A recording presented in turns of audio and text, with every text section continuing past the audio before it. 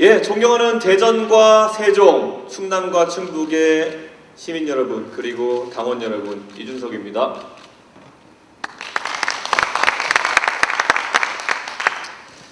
예, 이준석은 왜 정치를 하는 것일까요? 이 근본적인 물음에 저도 매일 고민합니다. 정치는 내가 그리는 이상에 따라서 세상을 변화시키는 것이라고 배웠습니다. 제가 꿈꾸는 세상은 교육을 통해 누구나 공정한 경쟁의 출발선에 설 수 있는 사회입니다. 저는 가끔 10년 전 제가 정치에 발을 들여놓을 때 그때를 회상합니다. 저는 프로그래머였습니다. 산업기능요원, 소위 병특이라고 하는 것으로 병역을 마쳤습니다.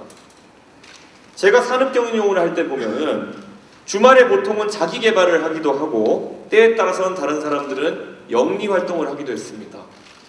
근데 제가 복무를 시작할 때쯤 가수 싸이 씨가 복무 중 영리 활동을 했다는 이유로 재입대를 하는 상황이 발생했고, 저는 막연한 두려움에 영리 활동을 하기보다는 비영리 활동을 해보겠다고 생각했습니다. 제가 별다른 전문성이 없었기 때문에 제가 할 수 있었던 비영리 활동은 아이들을 가르치는 교육봉사단체였습니다. 그렇게 해서 배움을 나누는 사람들이라는 교육봉사단체를 만들어서 이끌게 되었습니다. 저소득층 가정의 중학생들을 모집해 수학과 과학을 가르쳤습니다. 저는 아이들을 가르치면서 교육의 불평등이 가져오는 기회불공정에 대해서 뼈저리게 느꼈습니다. 우리의 초중등 교육은 여러 가지 이유로 뒤처진 아이들에게 다시 제 궤도로 올라올 기회를 부여하지 않습니다. 방과후 학교 프로그램은 역부족이었고 아이들은 사교육의 혜택을 받기에는 가정 형편이 좋지 못했습니다. 저희 단체는 화려한 교수법을 가진 단체는 아니었습니다. 하지만 딱 한 가지 지켰던 규칙이 있다면은 수업을 듣고 저희가 내준 40개의 수학 문제를 다 풀면 집에 가고 다 못 풀면 집에 못 가는 방식이었습니다. 3시간으로 예정된 교육시간은 매번 밤늦게까지 이어졌고 아이들은 울기도 하고 짜증내기도 하면서 힘들어했지만은 교육 성과는 괄목할 만한 성적 향상으로 나타났습니다.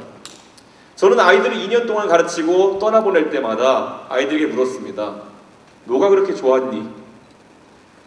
아이들은 이렇게 답했습니다. 저한테 공부해야 한다는 이야기를 해준 사람들은 선생님들밖에 없었어요. 다른 곳에서는 너는 이거 안 해도 돼, 안 풀어도 돼 라고 하면서 항상 문제를 빼줬다고 합니다. 우리는 배려를 가장한 격리와 배제가 젊은 세대에게, 아이들에게 얼마나 무서운 것인지를 알아야 합니다. 학생들에 대한 기대치를 낮추면서 선심을 쓰는 척하는 것은 위선입니다. 학교에서 뒤처진 학생들이 제 궤도에 복귀하기 힘든 것이 현재 저소득층 학생들이 겪는 교육의 현실이라면 우리는 그들이 다시 경쟁할 수 있도록 쭉 끌어올려줘야 합니다.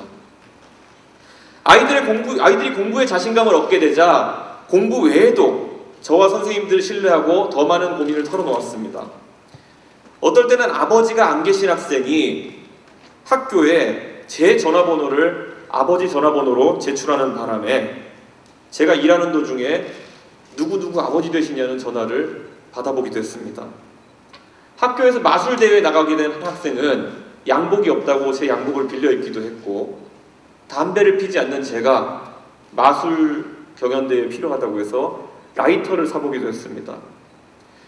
학생들이 물고 태어난 수저의 색깔 때문에 꿈을 지워나가야 하는 사회는 공정하지 못한 사회입니다. 경쟁의 출발선에 서기 전까지 아이들이 부족함을 느끼는 일이 없도록 공교육을 강화하는 것이 우리의 책무입니다. 국민의힘은 앞으로 경쟁을 통한 공정성의 확보에 더불어서 최대한 많은 사람이 그 경쟁의 출발선에 설 수 있도록 약자와의 동행도 설계해야 합니다. 출발선에 설 때까지 어느 누구도 도태지지 않도록 국가는 교육에 대한 투자를 강화해야 합니다.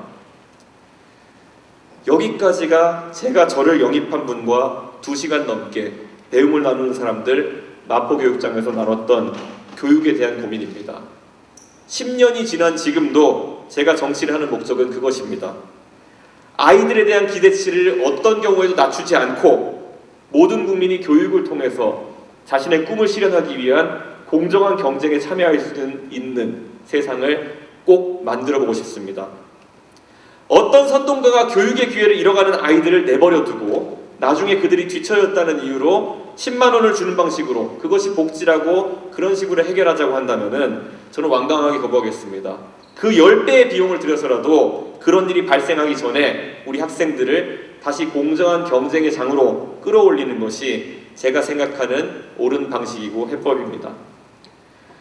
문재인 정부는 학생들의 위화감을 없앤다면서 전국 단위의 일제고사를 폐지하여 학교 간, 학생 간 기초교육의 현황을 파악하지 못하게 했습니다.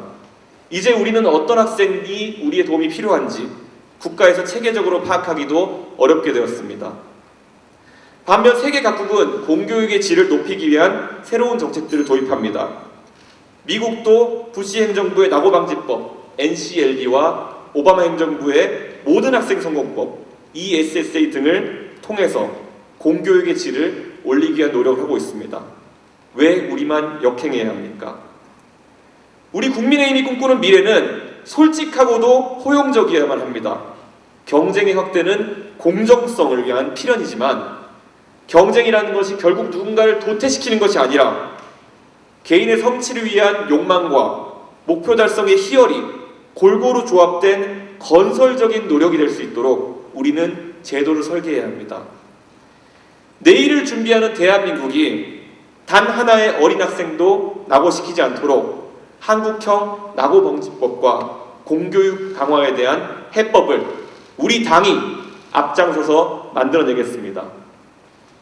교육과 미래를 생각하신다면 저에게 소중한 한 표를 부탁드리겠습니다. 감사합니다.